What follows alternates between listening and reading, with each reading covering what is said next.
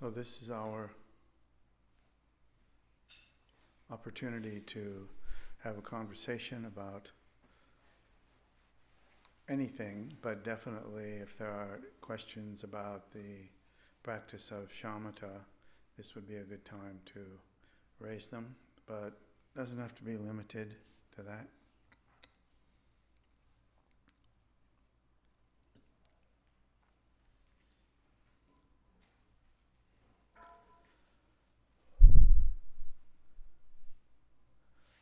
When you're going to speak, you need to wait until you get a microphone so that the streaming thing can be heard by people who are not here.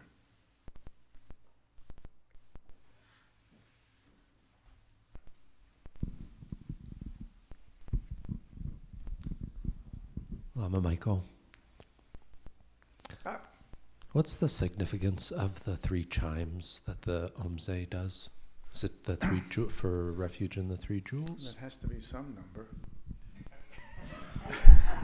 And 3 is less than 7. So. Do you have a better one? No, I like the sound. There's a lot of numbers in this tradition, a lot of numbers, ranging from 1 to, 100,000. Probably we don't want to go that far, but the numbers all have some kind of meaning to them. And in the case of three chimes here, it's like, I just did that. It doesn't have, there's no set tradition of 3 chimes. And many people don't do any chime at all, they just get up and leave. And other places they do 1 chime, or it really is dependent upon what I would say meaningless circumstances. Well, those are the type of rules I like. I do have, somebody once asked for a teaching on the 3 chimes. And so I said, actually I've been asked a number of times, and the teaching's always different. But I think it's good. And so what I did was I said, well, we have the 3 jewels, the Buddha, the Dharma, the Sangha. So you ring the bell once and twice, and each time you place your awareness on the 3 jewels, each of the 3 jewels. In the context of what we were doing today, you could also place your awareness on each of the chimes on an experience. So in order for that to work, for example, you could place your awareness on whatever experience, it's kind of like whatever experience your awareness lands on. Because the truth is that in any given moment, we're having dozens, if not hundreds, of experiences. Our minds tend to be scattered and filled with extraneous things all the time. So is the body. And our experience of the body, always, continuously, usually subtle, such that we don't even notice it, but not always. So one can also use the 3 jewels, like the Buddha, the Dharma, and the Sangha. Place your awareness on your experience in this moment of the Buddha. If you don't have an experience of the Buddha in this moment, you will as soon as you place your awareness on it. And the Dharma is just the teachings, so you're just like placing your awareness on the teachings in general, not an exploration of them in any way at all. It's just kind of like refreshing your awareness of those things. And that way you close out from whatever was previously there by the 3 bells. And then you're kind of reminded also of those 3 things. So maybe you get up from the cushion and walk out with those 3 things in your mind, which may be helpful in establishing a kind of stable relationship with them.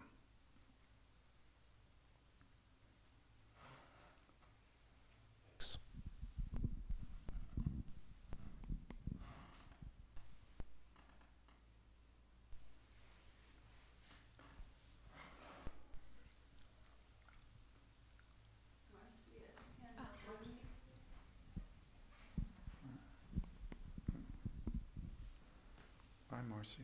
Hi. So you kind of answered my question a little bit just now, so I was hesitant to ask. But so with that shamatha practice that you introduced today, so I just want to make sure, like, that so when I do that, which is kind of a new, like, a lot of times we used to do a lot of attention on the breath meditation here. Yeah, And and that's good. And I do that at home sometimes. Yeah, not retiring that. Good. But with this other, more open meditation, that's what I noticed, was that things would suddenly, kind of like with sound meditation, like things would come, they would become dominant in my awareness. Yes. And then something else would become dominant. Yes. And sometimes I think I've had this feeling like I should be more, like I put a little more effort into pulling back and trying not to have one thing in my awareness, almost like I'm looking at a TV screen. And I wonder if that's wrong, like if I should just be relaxing into those things coming more. Yeah. Or does it matter? Well, it's a good point to raise, because we have, as you remember, the most direct was the one breath meditation, where you bring your awareness to a breath, one breath, which is unfolding, and you just follow it out and in, and then you relax, you let go of it. You don't try to follow another breath, though you could, but usually you let that go for a little bit, then you do another one. I think it's helpful to hold the view that what we're trying to do is completely dominate the way our mind normally functions. We're trying to completely dominate that process with the Dharma. All of the teachings. So in such a way that instead of having to remember, now let's see, I'm going to have a breath, so I need to follow it, and I need to follow it in this way. So you can count it like from the exhalation or the inhalation. There are so many different ways in which it's done that we can get completely distracted by the details of it, which are actually not so important.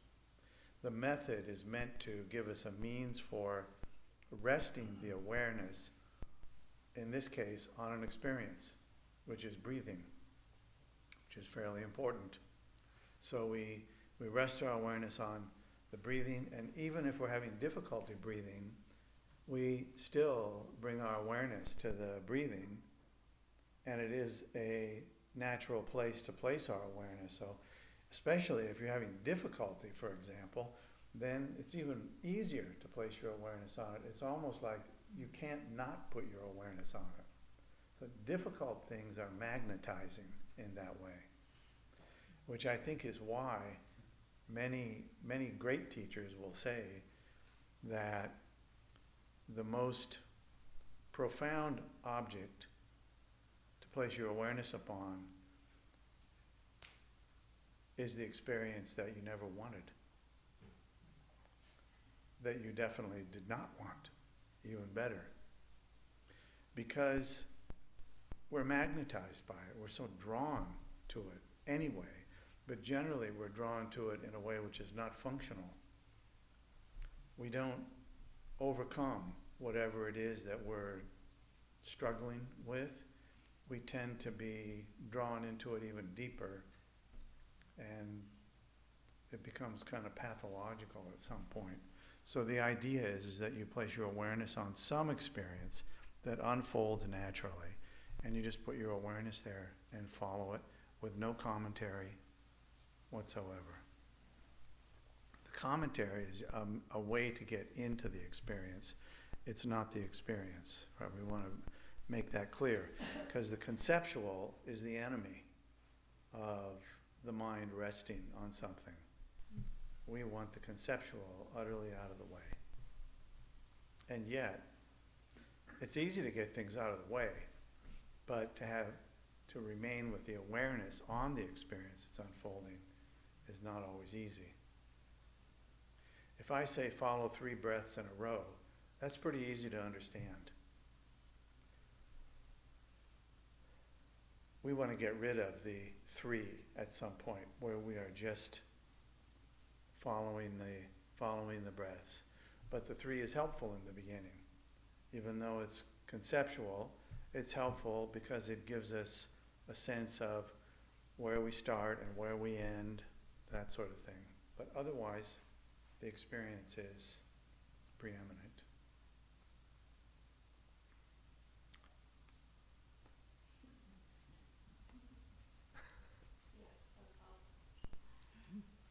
Is that okay? Thank you.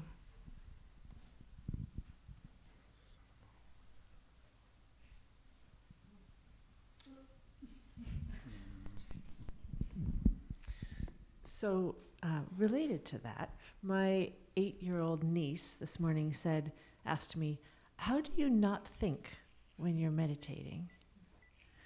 What would you tell an 8-year-old?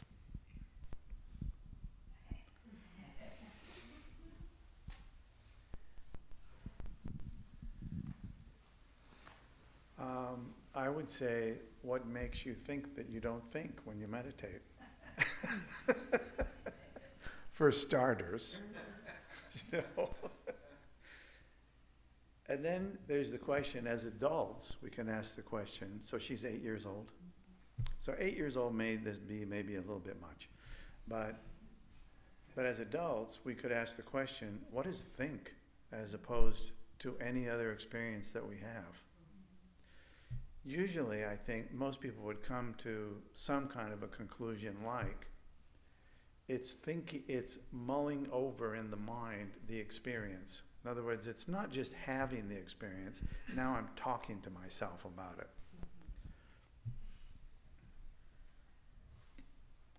There's nothing wrong with talking to ourselves about it.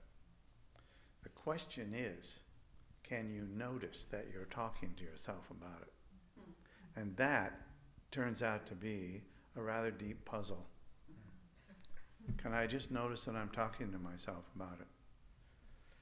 We generally don't notice that we're doing that.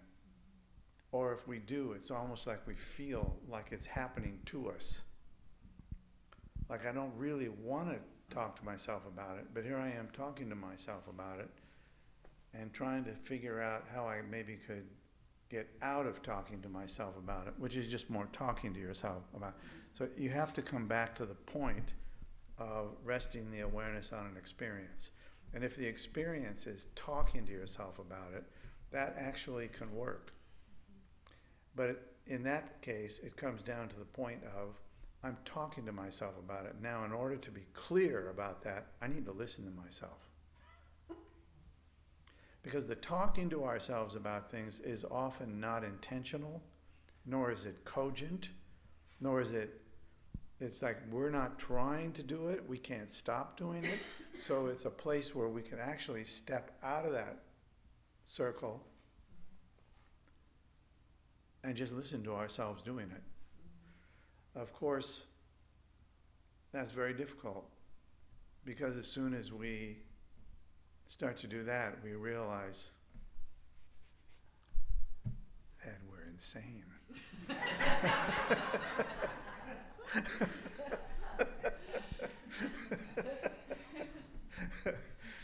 I mean, most people would not have much relationship with, I talk to myself and I listen to myself, not like listening in the way of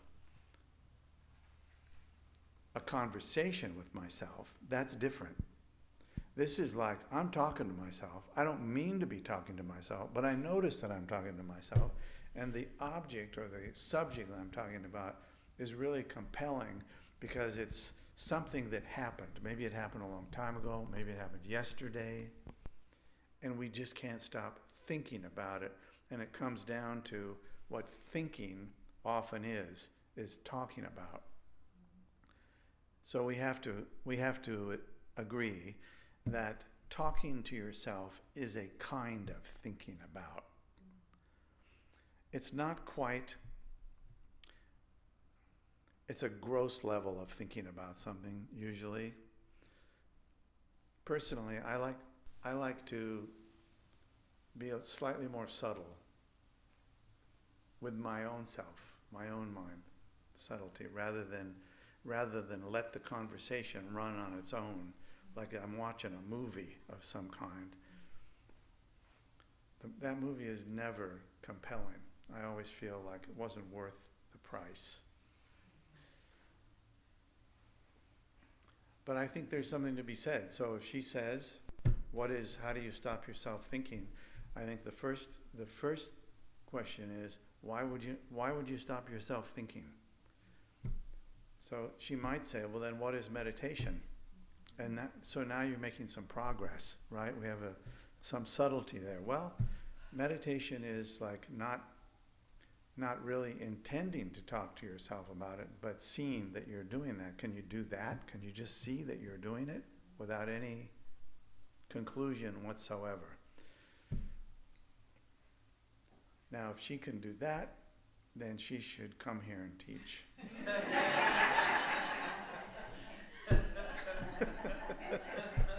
That would be a good move.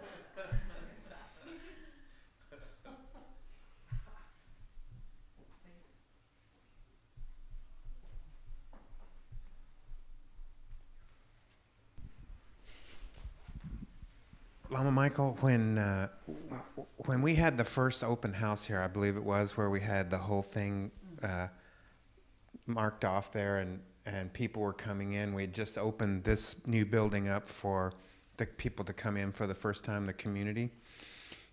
Part of that day was a short meditation, and it was challenging unlike a usual meditation here at KCC, in that there was still a bunch of people walking around and talking, and you were leading a calm abiding session here.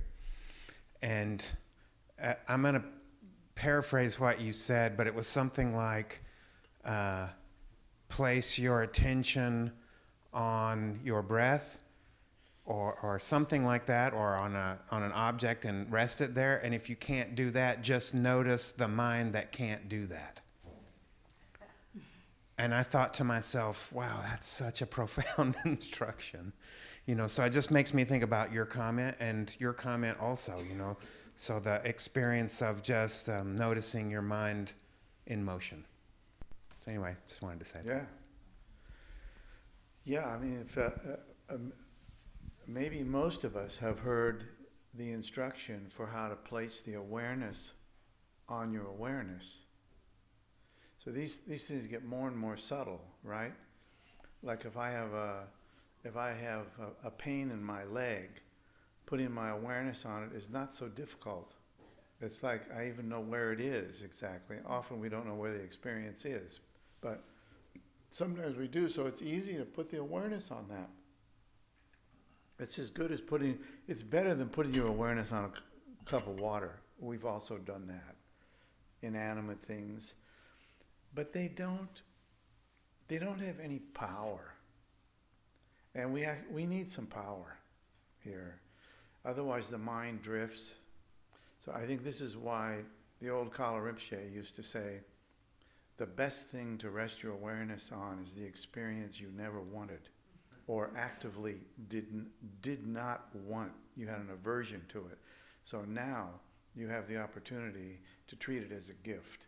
If you can treat it as a gift and really kind of get into that, you may be able to put your awareness on something that actually has energy with it, because it's something we don't want, but we have it. So it's like, you broke your leg, okay, you didn't want that, but don't miss the opportunity to put your awareness on it. It's not going to hurt things, and the ability to put your awareness on something which you have an abject aversion to is far more powerful than to put it on a nickel or some other inanimate object. bringing it home to ourselves is putting the awareness on our own experience. And the more intense the experience is, the more profound the result of resting your awareness there. Unless you put your awareness there and you just start talking about it, and 20 minutes later you realize you've just been yapping to yourself for 20 minutes. That is not so useful except in one way. You'd have to stop for a moment and go, that wasn't so good. And maybe by virtue of just that much, you would just move enough to like, I'm going to do that again, and we're going to try a little different approach. And little by little, you can get good at that. And getting good at putting your awareness on things that you have an aversion to really has an extraordinary impact. Like you're really angry. And not only are you really angry, you're righteously really angry. which means, unlike the broken leg that you had an aversion to, you have the same kind of intensity, but it's an attachment. I will not give that anger up because I am right and you are wrong. And so this thing is pulsating like that. That is a profound thing to put your awareness on, not to stop it, not to have any other relationship than I see what's going on. That's all. It's really, as a profound instruction, easy to get that instruction in so many places. It's easy to understand. It doesn't have some big cultural or conceptual overlay, so easy to get. And the test is, when you are really in an emotional bind, can you remember? And the answer is almost surely, can't remember that. So knowing that, now we see what the entire Dharma is about. If we train ourselves to just be able to work with easy, comfortable things, when the really big stuff comes, we won't even remember what the possible antidote would be. We'll just completely miss us. Days later, maybe after we've killed the offender, we'll remember. And even then, it'll be difficult to see it except in a flash. So really, really trying to raise these things on a daily basis, really even better on a minute-by-minute basis, as often as we can raise it every day, is really helpful.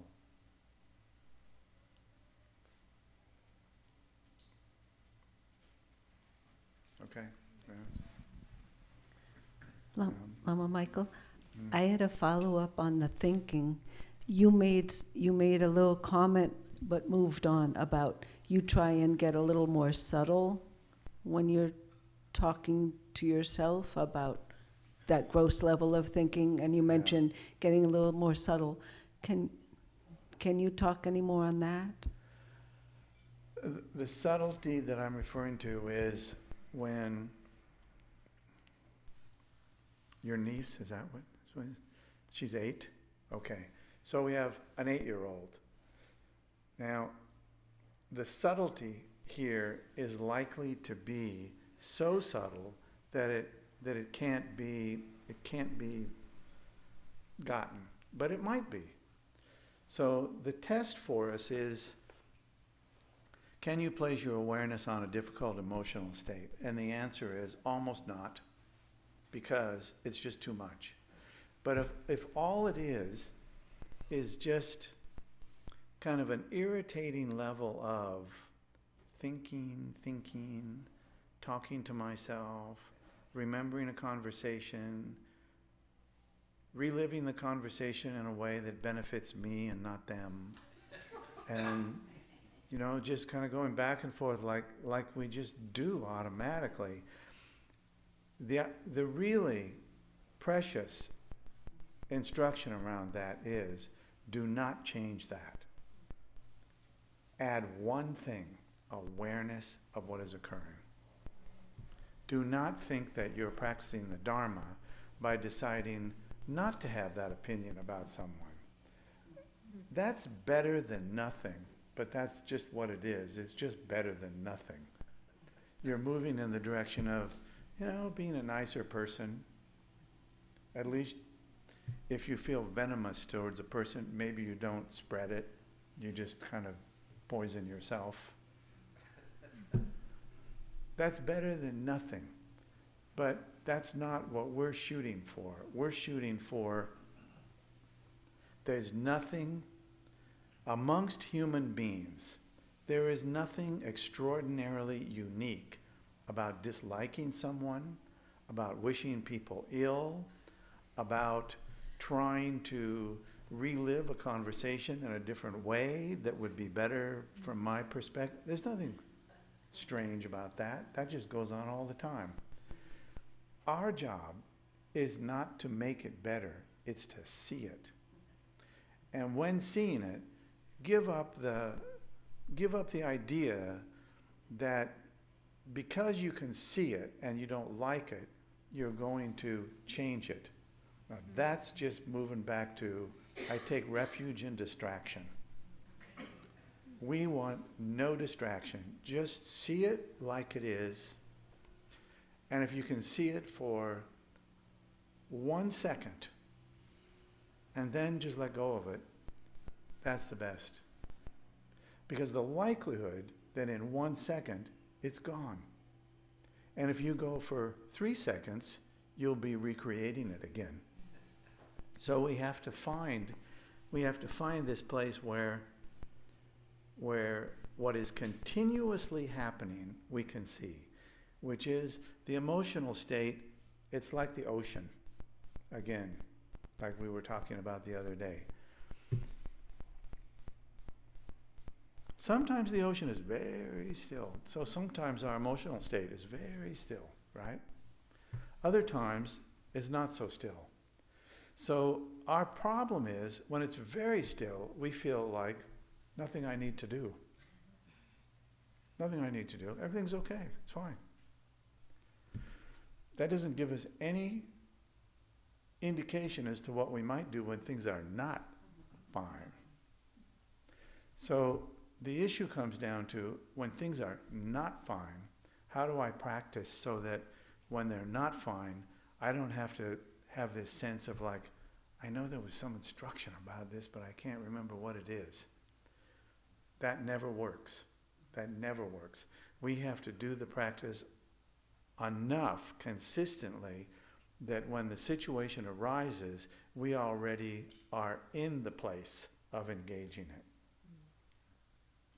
Then we're ready to ride, You looked at the bicycle for months. You never learned how to ride. When it gets really necessity for you to go somewhere, that's the wrong time to get on the bike. You will fall off.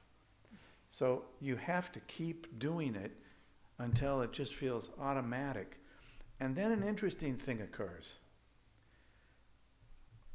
And the interesting thing that occurs is,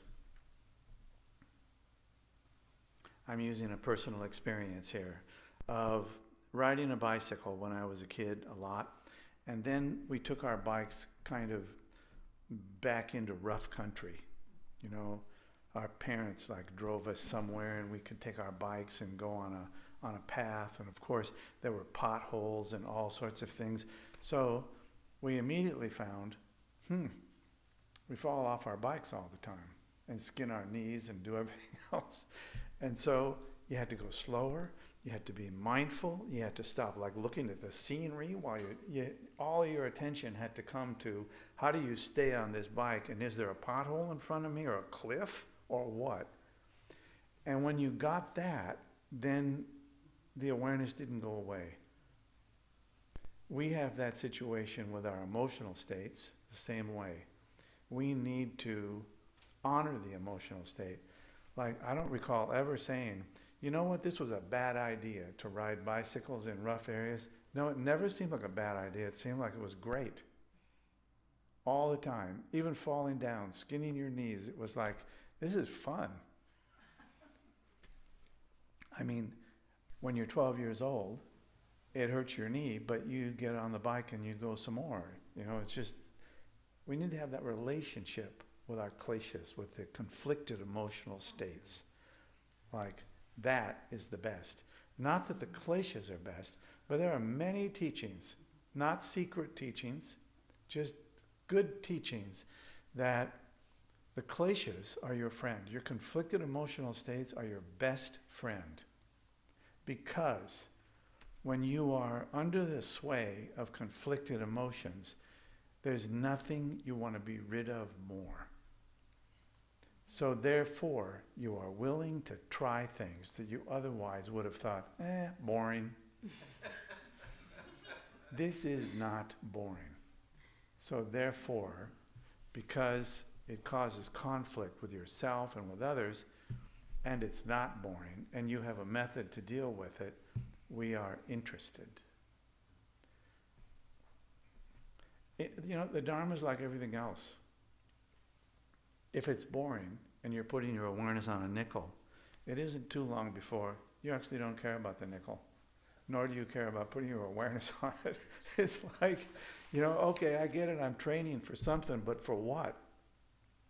I think it's kind of a piece of our culture. Like, we don't stick with things that we don't get a result from, generally speaking. And one might very well say, that's what smart people do. They don't stick with things that they don't get anything back from.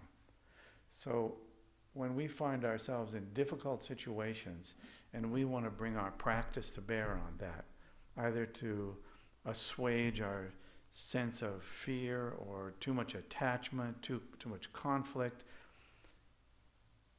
and then we see that we are actually part of the cause of the conflict. We're not just the victim of it. We need to have our Dharma practice ready to go so that we can have a sense of, I know what to do about this. And it's often like so simple, like you just need to see it.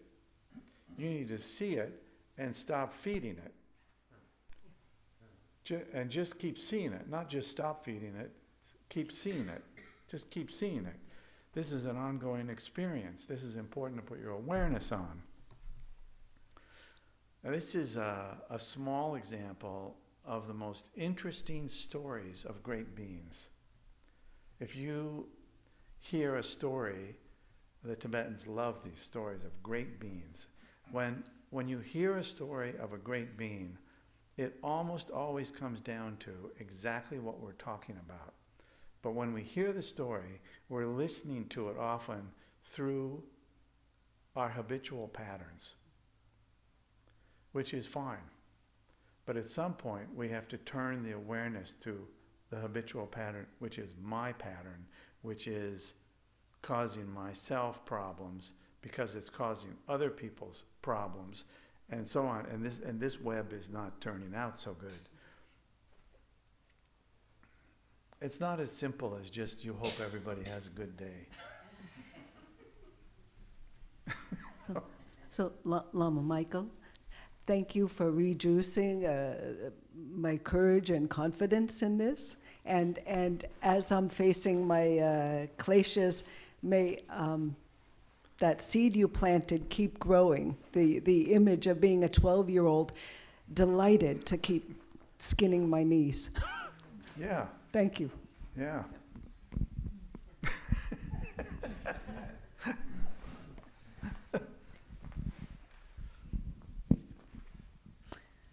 So I have a question about when your experience is a painful part of your body and following that experience. Yeah. And if the experience becomes so intense, I do one of two things. I either stop following it, or I end up trying to do la tongue with it. Yeah. So how would I... What was the last thing you said? La tongue. Oh, yeah. Doing la tongue with it. So how would I just stick with it, with this technique, without giving it up? Without what? Giving up.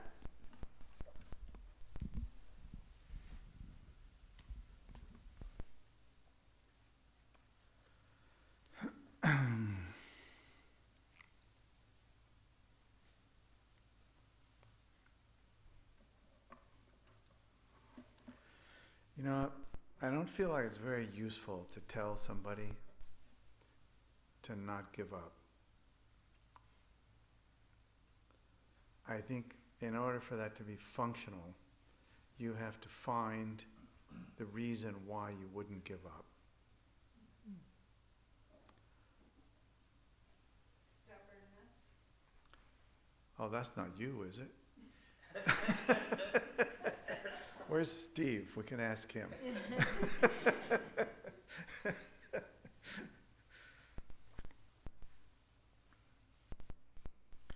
I think, when we have a difficult thing that we would like to be rid of, and that's all we would like, is to just be rid of it, that's one thing. And if you can be rid of it, most of us would say that's good enough. But here we're trying to find the means to go deeper into our practice. To go deeper into the practice requires two things. One is consistency. We might call that not giving up, but I think it's really about consistent practice, not about dealing with really difficult things so much as just continuously doing it. Continuously doing it. Like if you have a practice that you do every day, like maybe you have a practice that you do every 5 minutes. So you really want to stabilize your awareness and you're using your breath. And so maybe you try to stop at least once every 5 minutes and just for one breath, hold your awareness very clear. And then just let it go. And then move on with whatever you're doing. If you could do that every 5 minutes for a month, you would have very stable awareness. So how come we're not doing it? There's something not compelling about it. But if you have pain all the time, and you bring it, you see the breath, we just take it for granted that our breath is going to be there. So when it isn't there, we are not ready to work with that because it's been so consistent. I think that's one of the big problems with all of the issues of our mortality, is that we may not have prepared by virtue of working with those things all along the way consistently enough to actually have the habit of relating to difficult physical situations and difficult mental situations in a way which is actually helpful. So if you know that that's the case, and you also know that consistent work with these things, whether it's pain, take pain. I think the teaching would be, do not for a moment think that your meditation is going to get rid of your pain. That's an important thing. Do not think that it's going to get rid of your pain. And of course, you'll trick yourself. I'm not thinking that it's going to get rid of the pain, but really inside you're thinking it will. Not thinking that it's going to get rid of the pain is part of the way I get rid of the pain. So we trick ourselves like that. And then we finally say, it's not working.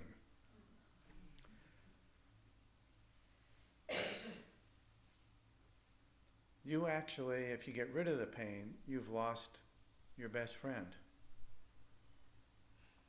The pain is the gold. So I don't know of any of the most respectable teachers that I know. I don't think a single one would say, if you do this, the pain will go away. And if I hear them say that, I'll probably feel like, I was wrong about them. The pain may not go away, but your relationship with that pain can radically change. You're dying. You feel miserable. You feel sick. You feel filled with pain. You feel abandoned, like add on all of the possible weights and difficulties that you can imagine, and then think, now, what do I do with that? You know, if you think about that enough, you start thinking like, maybe I should just end my life. But now you're really giving up your best friend. So we have to know that it's our best friend in order to work with that situation. So starting with really difficult pain is probably the most difficult path.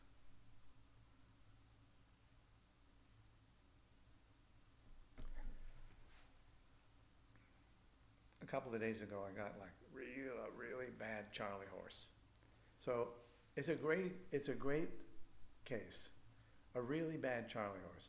So there's nothing in me that says you're going to die. It's just really a very strong experience. If I remove the word pain, half of it's already in another category by just removing the word pain. Oh, it's so painful. If I just say, it's so strong, it doesn't have any value now. I still have the pain, but now I can do something different with it because it's not chewing at me in the same way. We have to kind of become friends with the totality of our experience. And then I think the teachings on the most profound experience to have is the experiences you never wanted. You were always afraid you'd have even, like you really didn't want it. So you start with the little stuff. We've had millions of opportunities, literally, I think millions. I mean, when you were a kid and you fell off your bike and you really skinned your leg up bad, it was really painful. And then we cry and all these things, but your parents like put some bandages on and a few days later you're back on your bike again. And we forget that it actually wasn't what it appeared to be, like the end of life, you know. Look for them. Look for the discomfort. Embrace it. You overeat, feel indigestion. Look for the discomfort. Just embrace it. Like, this is an experience that almost certainly will not kill me. And the next thing, the same thing. The next thing, the same thing. The next thing, the same thing. You just keep working at it. The idea is, again, it's that generic formula. You see the experience. The judgment is just kind of frosting on the cake. If that's there, that's fine, because you immediately can see that doesn't get me anything. There's nothing there to be gotten. But the experience itself, having the ability to actually see it clearly, see the aversion clearly, and just keep your awareness on the actual experience, which is very deep meditation, and on your consciousness of the experience occurring. It has its own life. It's again like the wave on the sea. The wave on the sea arises. Now you know what I'm going to say. The other side of this is, the reason that we're not good at this is we continually tell ourselves, I still have that pain in my leg. We have to move to the place which has to move beyond a philosophical proposition that the pain in your leg today is not yesterday's pain, reoccurring. That is not the case. In fact, the pain that you have this moment is not the same pain that you had a moment ago. Think of it like the ocean. Waves rise and waves fall. There's big waves and there's small waves. But how many times does a wave repeat itself? So we were laughing about this a couple of days ago, or a week ago, I think. Like, we never say, hey, there's that wave that we saw yesterday, remember? We never say that. We totally understand the nature of a wave is that it is utterly independent. Not independent, utterly dependent. Comes and goes. Never occurs twice. Never. Ever. We have that relationship with our pain, and we put our awareness on the pain comes, the pain goes, and we're very clear. The experience is, it's like a wave. It comes and goes.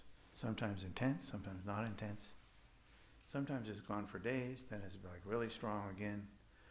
See what I'm saying? We're saying it. We double cross ourselves. There's no it there. So the pain becomes a force for direct realization, understanding of the experience itself. It has no inherent value. It's just pain. It's just an experience. You can even throw away the adjective pain. So if I'm sitting with my experience and I see that it's intensifying, and I'm seeing my reaction to that, that's the experience, and at the point it just becomes unbearable, that's the experience. And well, now I think you're confusing it just a little bit. At the point where it becomes unbearable, is that your awareness of the pain, or is that your judgment? I don't know. I guess I have to get that far to experience it. Yeah. The judgment is not helpful. It's just a judgment. It doesn't add or subtract anything to it at all. The pain may get worse, the pain may get less.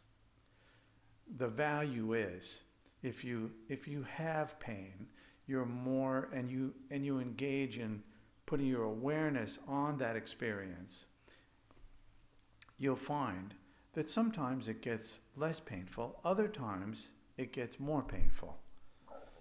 There's no certainty as to what will happen, but that truth was there before you ever came to look at it.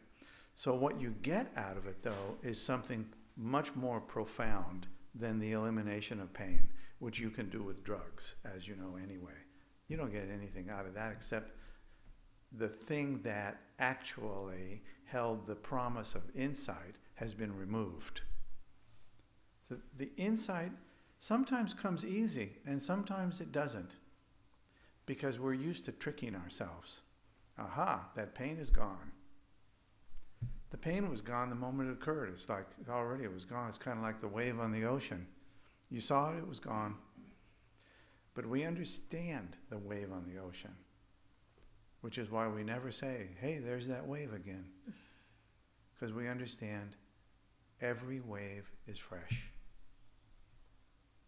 There's never occurs again, ever. You could ask, where does it go? It doesn't go anywhere. It wasn't anything in the first place. So are we going to have that relationship with the pain? The pain may be just as intense as it ever was, but we may find ourselves not putting that judgment on it, like, oh, it's so painful, will I ever be free of this? All of those things are add-ons. And we lose our ability to put the awareness on that also. So I think that there's a lot to be gained by bringing awareness to our experiences as they unfold, and a lot to be gained from the ones that are the least pleasant. Yeah. Thank you.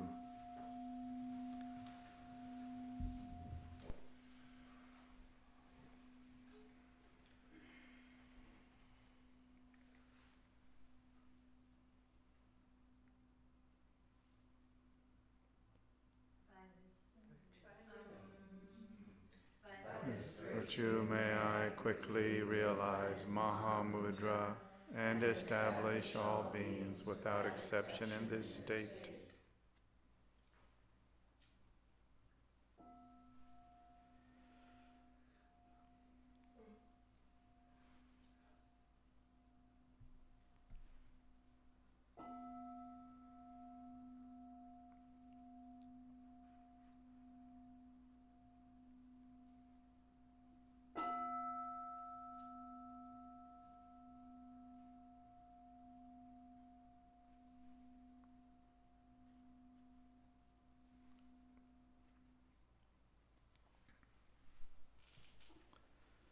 Thank you.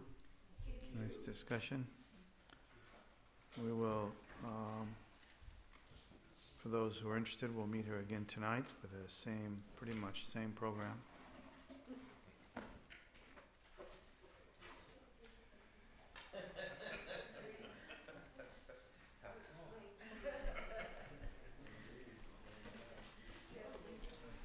Hello, Robert. How are you doing?